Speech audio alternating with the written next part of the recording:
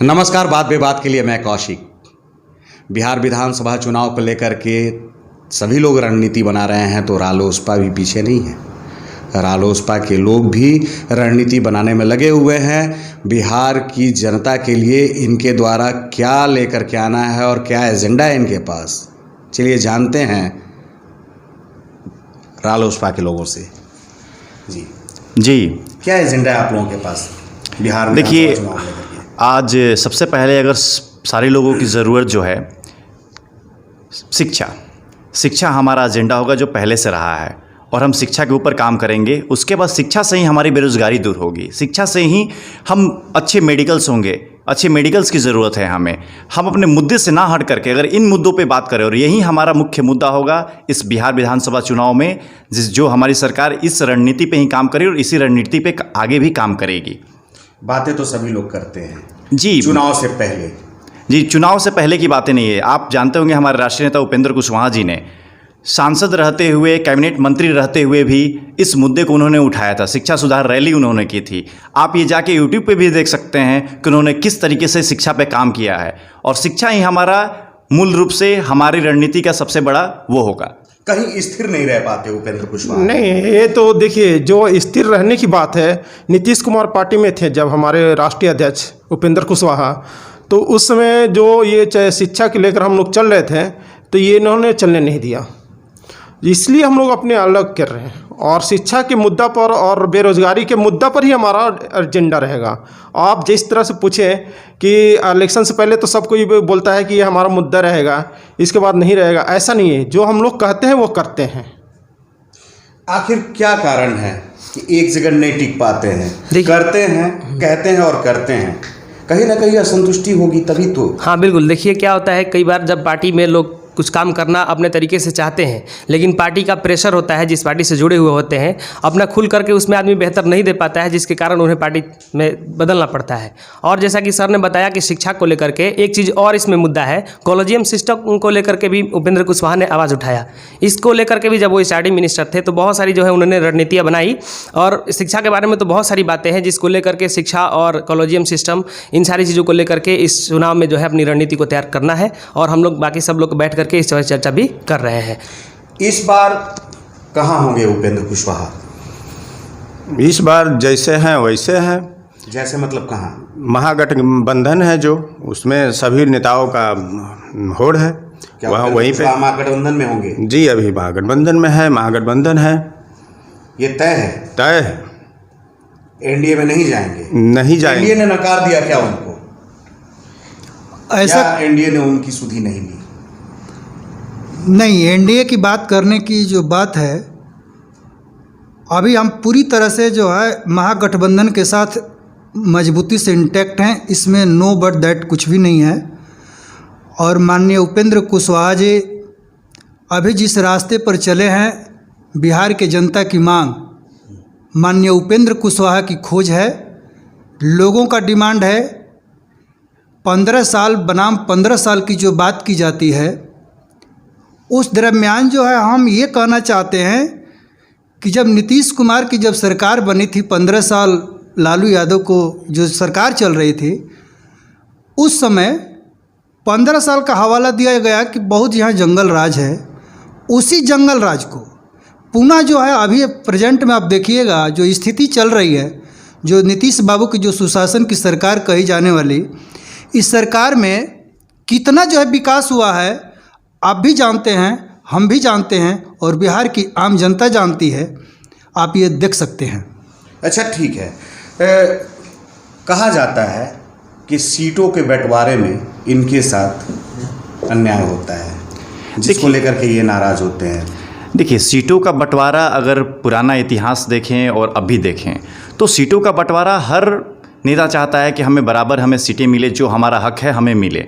तो सीटों के साथ जहां अन्याय होगा, जहां हम देख रहे हैं कि हमारी पार्टी इतनी सीटों पर लड़ेगी और इतनी सीटें निकाल सकती हैं, तो जाहिर सी बात है कि हम उतनी सीटों की मांग करेंगे, और हमें वो हक ना मिले तो जाहिर सी बात है कि फिर हम अपने पक्ष की बात करेंगे। महागठबंधन में क्या स्थिति होगी? देखिए, महागठबंधन में आगे तो ये हमारे राष्ट्रीय नेता और हमारे तेजस्वी जी दोनों लोगों की बैठक हो रही है, और वो दोनों एक सोच समझ के वो लोग अपना विचार करेंगे, और मुझे लगता है कि दोनों के हक में बातें होंगी, जो वो चाहते हैं दोनों के हक में वो बराबर बातें होंगी, क्योंकि दोनों पूर्व मुख्यमंत्री जीतन राम मांझी और मुकेश सहनी के साथ भी इनका काफ़ी मीटिंग वगैरह हुआ उपेंद्र कुशवाहा का, इस विषय में क्या कहना होगा आपका? देखिए, मीटिंग हुई है, लेकिन अभी जब महागठबंधन तेजस्वी जी के साथ में बात हो रही है, चर्चा हो रही है कितनी सीटों पे हुई है, अभी जब इन लोगों की प्रवक्ता सारी मीटिंग हो जा रही है, और जीतन राम मांझी जी का भी हम लोगों को उम्मीद है कि ये भी आ जाएंगे हमारे साथ में। बिहार में जो समस्या हमेशा से जटिल रही है, शिक्षा, स्वास्थ्य, रोजगार, अभी तो कोरोना संक्रमण को लेकर के देश के बाकी हिस्सों से सारे प्रवासी मजदूर अपने अपने घरों में आ गए हैं। देखिए, ये मामला बहुत जटिल हो गया है। आपने तो इनके लिए क्या कर सकते हैं? देखिए, आपने जिस तरीके से देखा, हमारे प्रवासी मजदूर जो बाहर से आए हमारे राज्य में, उन्हें आने में काफ़ी कठिनाई हुई। इस समय में आप देखेंगे कि सरकार की जो नीति थी, सरकार ने क्या बोला। पहले इनके पास बहाने थे, नीतीश सरकार के पास बहाने थे कि सेंट्रल गवर्नमेंट ने ये परमिशन नहीं दे रखी है कि हम बाहर से अपने प्रवासी मजदूरों को बुला सकें। बाद में जब सेंट्रल ने जब परमिशन दे दिया कि आप अपने प्रवासी मजदूरों को आप वापस बुला सकते हैं, तब इनका स्टेटमेंट क्या जाता है कि हमारे पास संसाधन नहीं है कि हम अपने मजदूरों को बुला सके। ये क्या है? ये सिर्फ एक्सक्यूजन थे।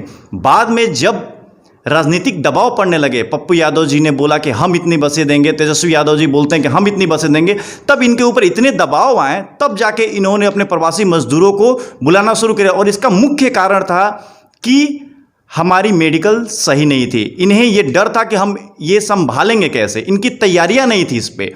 इस वजह से इनके सारे एक्सक्यूजन थे, और इस एक्सक्यूजन की वजह से ये जो भी मार झेलनी पड़ी, हमारे प्रवासी मजदूरों को झेलनी पड़ी।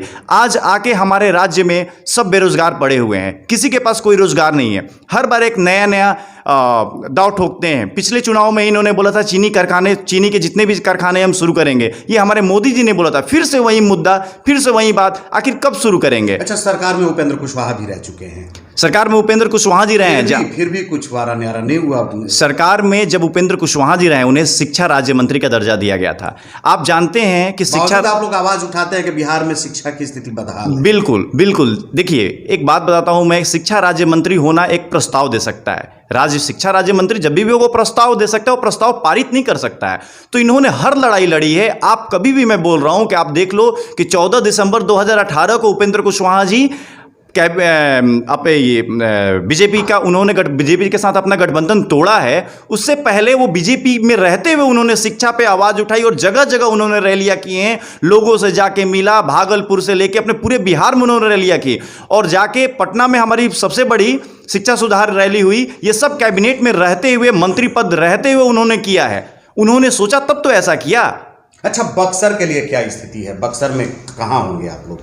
बक्सर में हम लोग, पूरी हमारी जो टीम है रालोसपा की, जितने भी हमारे लोग जुड़े हुए हैं, सब लोग मिल करके एक बहुत ही ज़बरदस्त रणनीति बना रहे हैं, और अपनी अपनी जैसे कि मीटिंग करके बातों को रख रहे हैं। और बक्सर में जो जैसे कि ये हमारे राज्यसभा का जो चुनाव होने वाला है, विधानसभा का, तो इस चुनाव के लिए बहुत सारी रणनीतियाँ हम लोग तैयार कर रहे हैं। और बक्सर में हम लोग कहाँ रहेंगे, इसकी बात आपने पूछा, तो हम बता रहे हैं कि अगर विधानसभा का जो सीट है अगर बक्सर से मिलता है, तो हमारी पूरी टीम जो है इसके लिए बिल्कुल तैयार है कि हमें किस तरीके से जो है इस चुनाव को लड़ना है। कुछ तय नहीं है? तय तो अब हो रहा है धीरे धीरे। सीट की मार हमेशा उपेंद्र कुशवाहा झेलते रहते तो हैं। सीट की मार हमेशा उपेंद्र कुशवाहा झेलते रहते हैं। तो क्या लग रहा है इस बार क्या हो सकता है? सीट की मार उपेंद्र कुशवाहा नहीं झेल रहे हैं और नहीं झेलेंगे। उपेंद्र कुशवाहा अपने संघर्ष के बदौलत अपने आप में राष्ट्रीय लोक समता पार्टी बहुत मजबूत स्थिति में है। भाईचारे के नाते में महागठबंधन का साथ हुआ है, तो मिल के सभी लोग चल रहे हैं। हमको जहाँ तक विश्वास है कि उपेंद्र कुशवाहा के नेतृत्व में विकसित बिहार, नया बिहार जरूर बनेगा। अच्छा, महागठबंधन के साथ उपेंद्र कुशवाहा जा रहे हैं, तो रणनीति तो महागठबंधन की होगी। बिल्कुल, महागठबंधन पूरी तरह से, मैंने पहले भी बोला कि बिहार में महागठबंधन पूरी तरह से इंटैक्ट है। और जो मुद्दे की बात है, मुद्दा जो है निश्चित रूप से शिक्षा, यानी कि पढ़ाई, कमाई, सिंचाई, सुनवाई, कार्रवाई, ये जितना मुद्दा है, यह मुद्दा मजबूती तेज़ी से बिहार में ये मुद्दा रहेगा और इसी मुद्दे पर हम लोग नीतीश कुमार जी को घेरेंगे और बिहार की जनता जो है इस बार नीतीश कुमार को कुर्सी से उतारने का काम करेगी। क्या नाम है आपका? प्रेम कुशवाहा, जिला महासचिव सह प्रवक्ता। अच्छा, एक बात बताइए, तीसरे फ्रंट की भी बू आ रही है, खुशबू आ रही है। देखिए, तीसरा फ्रंट, हमारी पूरी कोशिश होगी कि तीसरा फ्रंट ना बने और हमारा महागठबंधन मजबूत होगा। यहाँ तो पांचवें फ्रंट की भी बात हो रही है। तीसरा फ्रंट अगर यशवंत सिन्हा जी के साथ, यशवंत सिन्हा जी अगर आते भी हैं तो आप जानते हैं कि वो राजनीति में, वो बिहार की राजनीति में तीसरा फ्रंट, चौथा फ्रंट, पांचवा फ्रंट, कोई भी फ्रंट बने, नेता कहीं से कोई भी पैदा हो सकता है। तो लेकिन आपने कितना समय दिया है, आपने राजनीति को कितना समय दिया है, आपने लोगों के साथ कितना समय दिया है। अचानक आप जनता के बीच में आके आप चुनाव लड़ जाओ, इसका कोई मतलब नहीं बनता और जनता आपको पूरी तरह से नकार देगी। ये सिर्फ अपने आप को इस चुनाव से, हो सकता है अपने आप को लाइट में लाने की कोशिश कर रहे हो, इसके पीछे कोई हमारा वो नहीं है, इससे हमारा कुछ नहीं होने जा रहा है। तीसरा फ्रंट बने, चौथा फ्रंट बने, पांचवा फ्रंट बने, इससे हमारा कोई नुकसान नहीं है। हम इसके बारे में हम कुछ नहीं सोच रहे हैं। कभी लाभ भी तो नहीं हुआ आरएलएसपी को लाभ नहीं हुआ, आप ये कैसे कह सकते हैं? हमारा पिछला चुनाव जो था, पिछले चुनाव की हम बात करें और इस चुनाव की हम बात करें, इस चुनाव में पूरी तरीके से जो हमारी रणनीति है, हम अपने रणनीति के ऊपर काम करें। किसी भी पार्टी को अगर अचानक से आए अगर राजनीति में और अचानक से वो अगर सोचे कि हमें वो पद हासिल हो जाएगा, हम मुख्यमंत्री बन जाएंगे, हम प्रधानमंत्री बन जाएंगे, किसी को भी ऐसा नहीं हुआ है। सबको समय देना पड़ा है और हम भी समय दे रहे हैं। आज हमें जनता समझना शुरू की, आज हमारे पास कर्मठ कार्यकर्ता हैं, आज हमें दिख रहा है। आज हम निकलते हैं कहीं भी तो हमें दिखता है कि हमारे पास कितने कार्यकर्ता हैं, कितने लोगों का हमारे प्रति रुझान है, कितने लोग चाहते हैं कि उपेंद्र कुशवाहा जी आएँ, उपेंद्र कुशवाहा जी मुख्यमंत्री हो या उपेंद्र कुशवाहा जी मंत्री पद पर हो। लोग चाहते हैं आज के टाइम में। क्या नाम है आपका? अजय कुमार, आरएलएसपी महासचिव सह प्रवक्ता। बहुत बहुत धन्यवाद। अच्छा, एक बात बताइए, अंततः सारे विकास के मुद्दे गौर हो जाते हैं।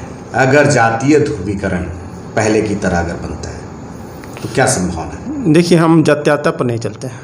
आप नहीं चलते हैं और ना हमारे राजनीति पर जो चल रही है वो चले एनडीए, हम लोग नहीं चलेंगे, ठीक है। और हमारे राष्ट्रीय अध्यक्ष भी नहीं चलेंगे। जात्याता पर हम लोग ना कभी चले हैं ना चलेंगे। हमारी मोहम्मद मुन्ना मुश्ताक आरएलएसपी कर सकता हूँ। अच्छा, अल्पसंख्यक वर्ग की बात हम करते हैं तो एक हनक ये भी आ रही है